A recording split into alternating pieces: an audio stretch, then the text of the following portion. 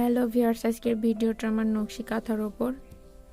আমি কাঁথার জন্য কাপড় নিয়েছি লম্বায় 6 হাত, আরে 5 হাত। নকশির জন্য আমি 3 কালারের সুতা নিয়েছি, লাল, বেগুনি, সবুজ কালার। প্রত্যেকটা ঘর কাটার জন্য আমি লম্বায় 2 ইঞ্চি, আরেও 2 ইঞ্চি, টোটালি 4 দিকটা সমান মাপ হবে। যখন আপনারা কাঁথায় আঁকবেন তখন পাতাটা এমনি মিলে যাবে যদি আপনারা ঘর 2 ইঞ্চি 2 ইঞ্চি 4 ইঞ্চি করেন। আমি কর্নারটা দেখিয়ে দিচ্ছি আমি কিভাবে এঁকেছিলাম।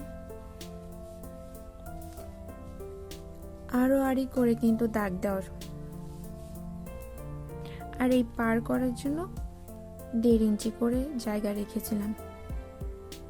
আমি শুধু মাঝখানের পাতাটি কিভাবে এঁকেছি সেটাই দেখাচ্ছি, যেহেতু পুরোটা কাঁথা আঁকা দেখানো একদমই সম্ভব না।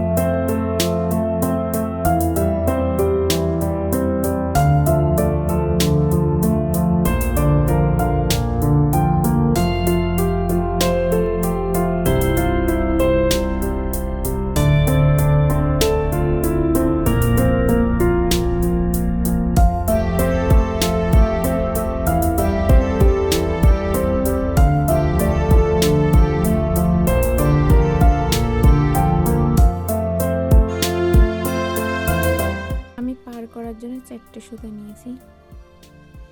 এখানে একটু বড় বড় করে সেলাই হবে, সাদা অংশ কম উঠবে।